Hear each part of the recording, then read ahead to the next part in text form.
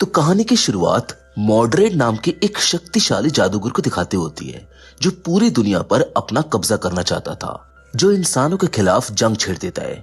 वो इस जंग में जादुई शक्तियां, जादुई हथियार का इस्तेमाल करता है और एक एक करके हर राज्य के राजा को हरा देता है और उनके राज्य पर कब्जा कर लेता है। और अंत में उसका सामना उथर नाम के एक राजा से होता है, जिसके पास एक जादुई तलवार होती है।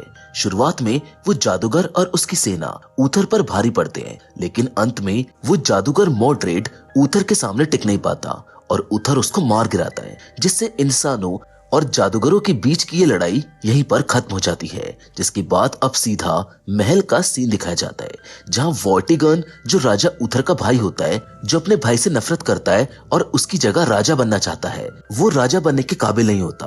वो अच्छा आदमी नहीं है, पर वो जानता है कि वो राजा उथर का सामना नहीं कर पाएगा, क्योंकि उसके पास जादुई तलवार होती है। वो अपने भाई को मारने के लिए एक योजना बनाता है, जिसके बाद वो अपने सिपाहियों से कहकर अपने भाई पर हमला करवा देता है। पर राजा उथर को अपने भाई की चाल के बारे में पहले से ही पता चल गया था, जिस वजह से वो अपनी वाइफ और अपने बच्चे आर्थर को लेकर वहां से निकल जाते हैं। जहां दूसरी ओर वॉर्टिगन को दिखाया जाता है, जो ये जानता है कि वो अपने भाई वॉर्टिगन को नहीं हरा सकता। इसीलिए वॉर्टिगन अपनी वाइफ को एक सायरन नाम के डीमन को सैक्रिफाइस कर देता है, जिसके बाद वो एक डार्क नाइट डीमन में बदल जाता है और वो पहले से काफी ज्यादा शक्तिशाली हो जाता है। वहीं दूसरी ओर राजा उथर अपनी वाइफ, अपने बच्चे को लेकर वहां से जा ही रहे होते हैं कि तभी वहां पर वो डार्क नाइट डीमन आ जाता है और राजा उथर की वाइफ को मार डालता है। जिसके बाद राजा उथर एक नाव में अपने बेटे आर्थर को बिठाकर पानी में छोड़ देता है और उस डार्क नाइट डीमन से लड़ाई करने लगता है। जिसके बाद अब सीधा कुछ दिन बाद का सीन दिखाया जाता है, जहां पर राजा उथर के बेटे आर्थर की नाव लंदन शहर पहुंच चुकी होती है और कुछ लेडीज जो झील के किनारे होती हैं, उसे उठाकर अपने साथ ले जाती हैं और उसको पालने लगती हैं। जबकि उधर दूसरी ओर राजा उथर का भाई वॉर्टिगन अब राजा बन चुका था और वो जादूगर के उसी टावर को फिर से बनवा रहा होता है, जिससे राजा उथर ने बहुत पहले हराया था, जिस टावर से उन जादूगरों को अपनी शक्तियां मिलती थी। और राजा वॉर्टिगन भी उन्हीं शक्तियों को पाना चाहता है, क्योंकि वो एक बुरा इंसान है और पूरी दुनिया पर अपनी हुकूमत कायम करना चाहता है। और देखते ही देखते 20 साल गुजर जाते हैं, जहां उथर का भाई वॉर्टिगन एक बहुत बुरा इंसान बन चुका था और वो बहुत शक्तिशाली भी था। जिधर दूसरी ओर अब आर्थर भी बड़ा हो चुका था, जो काफी चालाक और शातिर होता है। वो छोटी मोटी चोरी और लूटपाट भी करता है, क्योंकि जिन लोगों के वो बीच में था, उन लोगों ने उसकी परवरिश कुछ इसी तरह से की थी। पर वो बुरा इंसान नहीं होता, क्योंकि वो जरूरतमंद लोगों की हमेशा मदद किया करता है।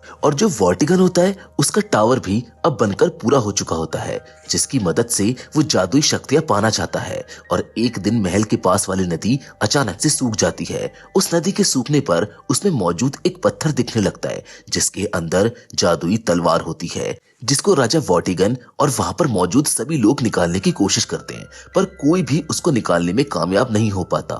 जिसके बाद राजा वॉर्टिगन अपने सैनिकों को यह आदेश दे देता है कि राज्य में मौजूद सभी लोगों से बारी बारी उस तलवार को बाहर निकलवाने की कोशिश करवाई जाए। दरअसल ये वही जादुई तलवार होती है जो उथर की है, जिसे वॉर्टिगन भी समझ चुका था और उस तलवार को कोई भी बाहर नहीं निकाल पा रहा था। इसका ये मतलब होता है कि उस तलवार का असली मालिक यानी आर्थर अभी भी जिंदा है, जो उस तलवार को बाहर निकाल सकता है, क्योंकि उथर मर चुका है और वॉर्टिगन को ये जादुई तलवार तभी हासिल होगी जब आर्थर की मृत्यु होगी। और आर्थर को पकड़ने के लिए राजा वॉर्टिगन अपने सैनिकों को आदेश दे देता है। राज्य के सभी लोगों को पकड़कर यहाँ उसके पास लाया जाता है, जबकि उधर दूसरी ओर दिखाया जाता है कि राजा वॉर्टिगन के सैनिक लोगों को पकड़ रहे होते हैं। वहीं उनकी बहस आर्थर से हो जाती है, जो उसकी दोस्त लूसी के साथ बदतमीजी कर रहे होते हैं। वो सैनिक आर्थर और उसके बाकी साथियों को पकड़कर महल के पास ले आते हैं, जहां पर उसको भी तलवार को बाहर निकालने के लिए कहा जाता है। जिस पर जब आर्थर तलवार को उस पत्थर से बाहर निकालने के लिए आगे बढ़ता है, तो उस तलवार को छूते ही वो तलवार चमकने लगती है और वो जादुई तलवार आर्थर को उसके बचपन की एक झलक दिखाती है, क्योंकि उसे अपने पास्ट के बारे में बिल्कुल भी नहीं पता था। और देखते ही देखते आर्थर जादुई तलवार को पत्थर से बाहर निकाल लेता है, जो बहुत ज्यादा शक्तिशाली होता है, जिसको जिसको देखकर सब हैरान हो जाते हैं और तभी वहां पर आर्थर बेहोश हो जाता है। वो उस जादुई तलवार की शक्तियों को कंट्रोल नहीं कर पाता क्योंकि उसे अपने पास्ट के बारे में कुछ भी नहीं पता था। जिसके बाद राजा वर्टिगन के सैनिक आर्थर को जेल में कैद कर देते हैं। वहीं दूसरी ओर राज्य में सभी लोगों को ये पता चल गया था कि उनका असली राजा अभी जिंदा है और वो बहुत खुश होते हैं। जिसके बाद वो सब राजा वर्टिगन के खिलाफ बगावत कर देते हैं। जिधर दूसरी ओर जादूगरनी मेस को एक आदमी के पास दिखाया जाता है जिसका नाम बेदीवर्स होता है और वो ऊथर का पुराना जनरल होता है जो आर्थर की सच्चाई उसको बताता है।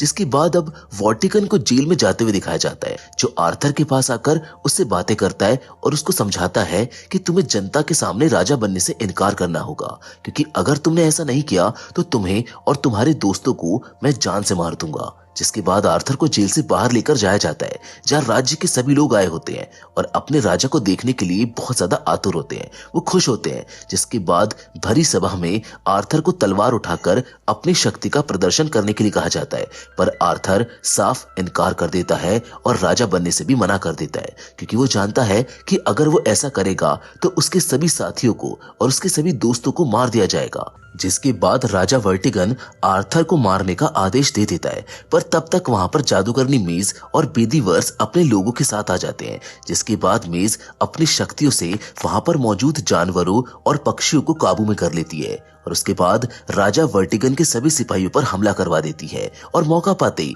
वो लोग आर्थर को वहां से आजाद कराकर अपने साथ एक खुफिया जगह पर ले जाते हैं। जहां पहुंचने के बाद बेदीवर्स आर्थर से बात करता है और उसे कहता है कि उन्हें उनका राज्य वापस लेना होगा क्योंकि वहां के लोग खतरे में हैं और उन्हें उन लोगों को बचाना ही होगा। आर्थर इस चीज से मना कर देता है क्योंकि वो राजा बनना ही नहीं चाहता था। जिसके बाद वो लोग आर्थर को वहां से जाने नहीं देते और आर्थर उसी जादुई तलवार को उठाकर उन पर इस्तेमाल करने ही लगता है। लेकिन इतने में ही वो बेहोश हो जाता है क्योंकि तलवार पर अभी भी उसने काबू पाना सीखा नहीं था। और जब आर्थर बेहोश होता है तो जादूगरनी मेस पता लगाती है कि आखिर क्यों जादुई तलवार को छूते ही आर्थर बेहोश हो जाता है और ऐसा करने पर उसको पता चलता है कि आर्थर को उसका पास्ट बिल्कुल भी याद नहीं है और जब तक उसको अपना पास्ट याद नहीं आता तब तक वो तलवार को काबू नहीं कर सकता। जिसके बाद जादूगरनी मेज और बेदीवर्स ये डिसाइड करते हैं कि उन्हें आर्थर को अपना पास्ट याद दिलाने के लिए डार्क लैंड लेकर जाना होगा जो कि ऐसी जगह होती है जो बहुत ज्यादा खतरनाक होती है क्योंकि जो भी वहां पर जाता है वो वापस लौटकर नहीं आता। पर उनके पास सिर्फ यही एक रास्ता था, इसीलिए आर्थर को वहां पर जाना पड़ता है जहां उसका सामना कई खतरनाक क्रिएचर से होता है जिसका सामना आर्थर बड़ी ही बहादुरी से करता है और अंत में वो टावर तक पहुंच जाता है जहां पहुंचने के बाद उसकी तलवार पूरी तरह से चमकने लगती है। जिसके बाद आर्थर को पूरा पास्ट याद आने लगता है कि जब वो छोटा था तो कैसे उसके पिता ने उसकी रक्षा करते हुए उसको एक नाव में बैठाया और खुद वो डार्क नाइट डीमन से लड़ने लगे जहां पर वो हार रहे होते हैं। पर तभी वो अपनी जादुई तलवार हवा में उछालकर जमीन पर झुककर बैठ जाते हैं जिससे वो तलवार सीधा उनकी पीठ में आकर घुस जाती है और देखते ही देखते वो पत्थर की मूर्ति में बदलने लगते हैं जो सीधा नीचे नदी में जा गिरती है और वो जादुई तलवार वर्टिगन यानी कि डार्क नाइट डीमन के हाथ नहीं लगती क्योंकि वो जादुई तलवार अगर एक बार कहीं घुस जाए तो उसको सिर्फ जादुई तलवार का मालिक ही निकाल सकता है या फिर उसका वंशज। अब आर्थर को उसका पास्ट याद आ चुका था जिसके बाद वो तलवार को कंट्रोल कर लेता है पर वो अभी भी उस तलवार की सारी शक्तियों का इस्तेमाल नहीं कर पाता। जिसके बाद वो सभी डार्कलैंड से बाहर निकल जाते हैं और रास्ते में जाते वक्त बेदीवर्स और जादूगरनी मेज आर्थर को सच्चाई बताते हैं कि पहले इंसान और जादूगर साथ साथ रहते थे पर अचानक एक दिन इन दोनों के बीच युद्ध छिड़ गया जिसके पीछे राजा ऊथर के भाई वर्टिगन का ही हाथ था क्योंकि वो जादुई शक्तियां पाना चाहता था और इसी लालच में उसने एक जादूगर मॉडरेट से हाथ मिला लिया। जिसके बाद इन दोनों ने मिलकर ऊथर को मारने का प्लान बनाया और एक के बाद एक राज्य पर अपना कब्जा कर लिया क्योंकि मॉडरेट अपनी शक्तियां जादुई टावर से हासिल करता था। पर एक दिन जब उसका सामना ऊथर से हुआ तो उसने उसको धूल चटा दी और उसके टावर को मिट्टी में मिला दिया। जिसके बाद जादूगर मेज आर्थर को ये भी बताती है कि जितना बड़ा वो टावर होता जाएगा उतनी ही ज्यादा शक्तियां वर्टिगन की बढ़ती जाएगी और एक समय ऐसा आएगा कि उस तलवार से भी वर्टिगन को रोकना नामुमकिन होगा। और अब ये सारी सच्चाई जानने के बाद आर्थर उनकी मदद करने के लिए तैयार हो जाता है। जिसके बाद कुछ दूर जाने पर उन्हें कुछ लोगों का एक ग्रुप मिलता है जो काफी अमीर होते हैं, जो जानते हैं कि आर्थर असली राजा है और वो आर्थर के साथ मिल जाते हैं ताकि वो वॉटिगन को रोक सके। आर्थर और वो सब मिलकर एक प्लान बनाते हैं, जिसके बाद वो उन जहाजों को तबाह कर देते हैं जिसके अंदर टावर बनाने का सामान होता है। जिसके बाद वॉटिगन के स्लीव्स को आजाद करा दिया जाता है और महल में आग लगा दी जाती है, जिससे वॉटिगन का काफी नुकसान हो जाता है और वो बहुत ज्यादा गुस्सा हो जाता है। जिसके बाद आर्थर और उसके साथी मिलकर वॉटिगन को मारने का प्लान बनाते हैं, क्योंकि वॉटिगन की मेड जिसका नाम मैगी होता है, जो वॉटिगन के लिए काम करती है,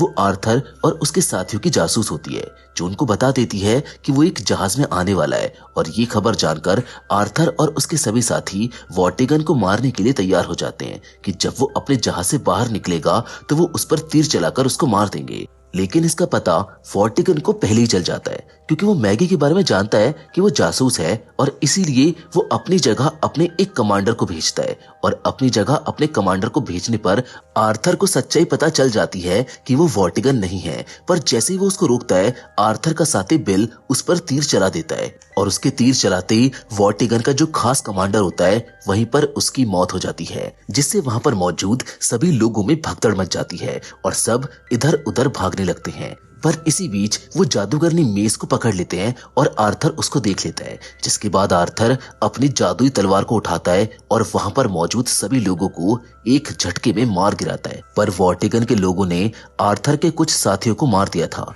जिसके बाद आर्थर अपने बचे हुए साथियों के साथ सुरक्षित जगह पर जाने के लिए निकल जाता है। जिसके बाद वो टूट चुका था, क्योंकि उसके आधे साथी मारे जा चुके थे। और दुखी होकर आर्थर अपनी जादुई तलवार को लेकर एक नदी के पास जाता है और उस नदी में तलवार को फेंक देता है, जिससे कुछ देर बाद नदी में से एक लेडी बाहर आती है, जो आर्थर को अपने साथ नदी में ले जाती है। और वो आर्थर को भविष्य की एक झलक दिखाती है, जिसमें ये होता है कि अगर आर्थर तलवार को कबूल नहीं करेगा तो वॉटिगन इस पूरी दुनिया पर अपना कब्जा कर लेगा और अशांति, अंधकार फैला देगा। जिसके बाद लेडी उसे उसकी तलवार दे देती है। और जब आर्थर को होश आता है तो बेदीवर्स बताता है कि बाकी सभी लोग अब धीरे धीरे उस पर भरोसा करने लगे हैं और वो जानते हैं कि वो वॉटिगन को हरा सकता है और उसके बाद वो एक अच्छा राजा बनेगा।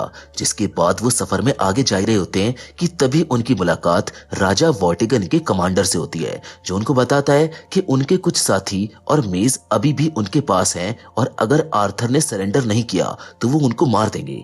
जिसके बाद आर्थर अपनी जादुई तलवार को उस कमांडर के हवाले कर देता है, जो उसको कहता है कि जाओ इसको जाकर अपने राजा वॉटिगन को दे दो और कह दो कि कुछ दिनों बाद मैं भी उनके पास आ जाऊंगा। जिसके बाद वो कमांडर ठीक वैसे ही करता है और अपने राजा के पास चला जाता है। जिसके बाद अब राजा वॉटिगन को कोई भी डर नहीं होता, क्योंकि उसको सिर्फ उस तलवार से खतरा था और वो तलवार अब उसके पास थी। जिसके बाद वो आर्थर के साथी और मेस को आजाद कर देता है और अब आर्थर राजा के महल जाने के लिए निकल जाता है। लेकिन उससे पहले मेस उस पर एक प्रोटेक्शन स्पेल कर देती है और जब आर्थर राजा के महल में पहुंचता है तो राजा अपने लोगों को आदेश दे देता है कि आर्थर को जान से मार दो। जिसके बाद वो सभी लोग आर्थर को पकड़ लेते हैं। लेकिन जैसे ही वो उसको मारने वाले होते हैं कि तभी मेस अपने जादू से चील और सांप को कंट्रोल कर लेती है। सभी जीव महल पर हमला कर देते हैं, जहाँ पर एक सांप राजा वॉटिगन पर हमला करने वाला होता है कि तभी वो उसे उस जादुई तलवार से काट देता है।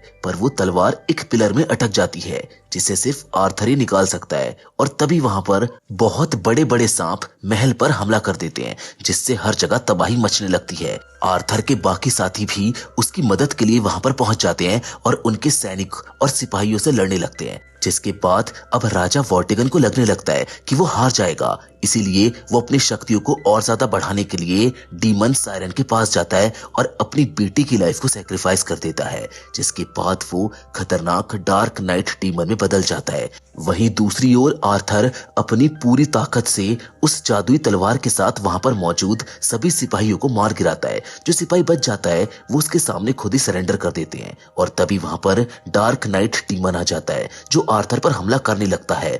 उन दोनों के बीच लड़ाई होती है और आर्थर अपनी पूरी शक्ति लगा देता है। पर एक समय ऐसा आता है कि वो डार्क नाइट डीमन आर्थर पर भारी पड़ने लगता है और आर्थर जमीन पर गिर जाता है। पर तभी उसे उसके पिता का एक विजन आता है जिसमें वो उसको बताते हैं कि वो कैसे अपनी पूरी शक्तियों का इस्तेमाल कर सकता है और कैसे उस तलवार को काबू में ला सकता है। अगर उसको अपनी शक्तियों का इस्तेमाल करना है तो उसको शांत रहना होगा। जिसके बाद आर्थर खड़ा होता है और अपने गुस्से पर कंट्रोल करके उस डार्क नाइट डीमन पर हमला करता है, जहां पर उसकी तलवार चमकने लगती है और देखते ही देखते वो उस डीमन पर भारी पड़ने लगता है। फिर वो एक ही हमले से अपनी उस तलवार को उस डीमन के शरीर में घुसा देता है, जिससे उसकी वहीं पर मौत हो जाती है और वो नॉर्मल रूप में आ जाता है। जिसके बाद वो टावर को भी खत्म कर देता है और पूरे राज्य में शांति फैल जाती है। जिसके बाद आर्थर को राजा बना दिया जाता है और राज्य के सभी लोग बहुत खुश होते हैं क्योंकि बुराई खत्म हो चुकी थी और उन्हें उनका असली राजा मिल चुका था।